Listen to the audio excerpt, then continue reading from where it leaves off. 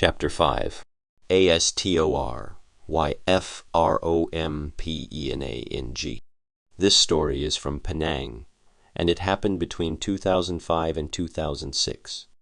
I sat in the home of Thomas and Helen for more than 3 hours interviewing them on their experiences. It was the beginning of the year 2005, when Thomas and Helen hired a maid from Sabah. She was 15 years old then. She came from a broken home. Her father had died when she was 1 year old. Her mother was his second wife. Her widowed mother remarried another man, and left her daughter to the grandmother's care. Hence, this maid of theirs had lived in her grandmother's home for a year. At her grandmother's house, her great-grandmother was also living. Both these old grandmothers practiced witchcraft in Sabah. The maid had dropped out from school before completing her Form 2 at the time when she came to Penang to join their family. A secretive maid. The maid was secretive and very quiet most of the time. She had the habit of telling lies and stealing small items in the house. When Thomas and Helen confronted her, she admitted telling lies and stealing things in the house. She had many things hidden up her sleeve. On one occasion they found 2 pears and a raw sweet potato taken from the kitchen and hidden among her clothes in her room. On another occasion, a wedding ring that belonged to Helen's sister was missing, after the maid had put up a knight in her place. Later on, she admitted taking the ring and returned it to Helen's sister. These little acts of wrongdoings were perhaps entry points for the bad spirits to enter her life. Thomas and Helen noticed that she was not obeying their instructions given to her regarding caring for their infant child.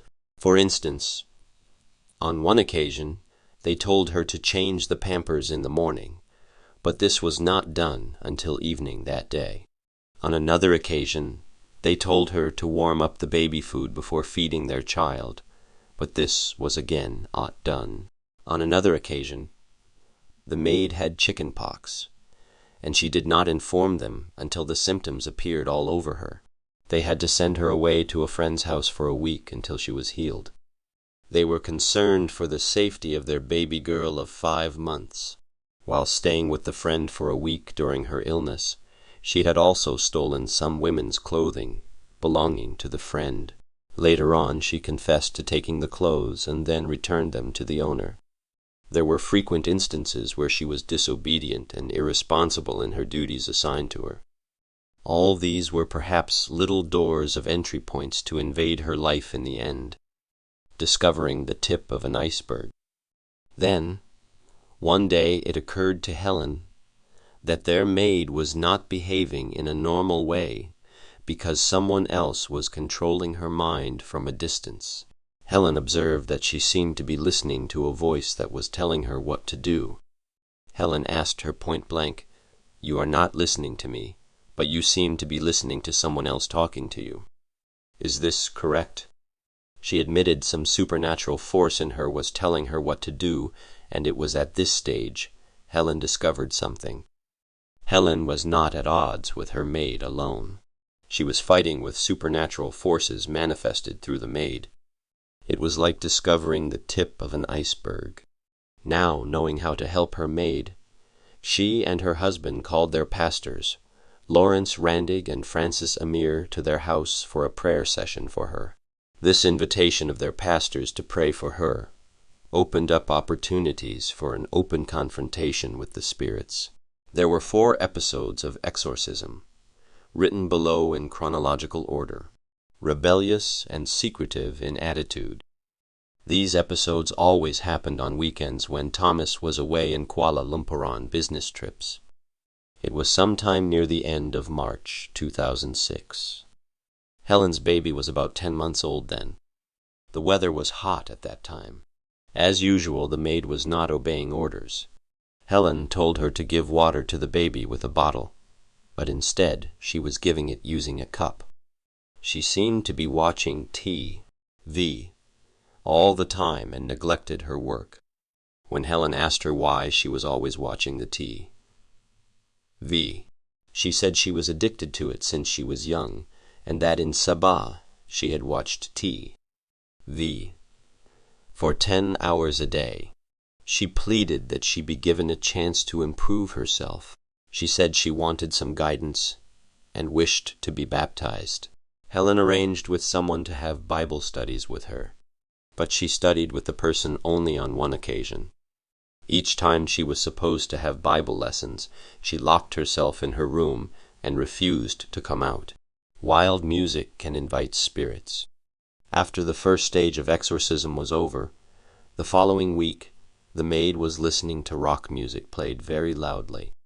Then, all of a sudden, she said, "Today they are coming." Helen asked her who was coming. She kept quiet. That night she slept in the living room instead of in her bedroom. She had referred to the spirits that they were coming to attack her again. Mind-controlling spirits. On April 22, 2006, she said that the spirits had forbidden her to go to church and had told her go shopping instead. Helen asked her, "Why are you behaving in this manner?" She replied, "It is not me. It is the spirit in me telling me what to do."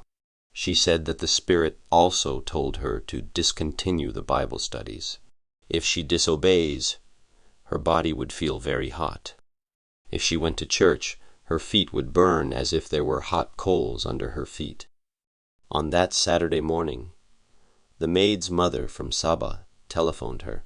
Apparently the mother, who practiced witchcraft and living about 1,500 miles away, seemed to know what was happening to her daughter in Penang. The message from her mother was that she must not go to church. During the many months while the maid had been in the home of Thomas and Helen, the mother in Sabah had never telephoned her even once. It was rather strange that her mother should call her at that particular time and warn her specifically not to attend church. That night, another prayer session was done for her in the house. It was about 8:00 when the prayer session started. Thomas and Helen prayed with some nurses from the hospital. They sang songs and took turns to pray. At about 9:30, the church pastors arrived at their house.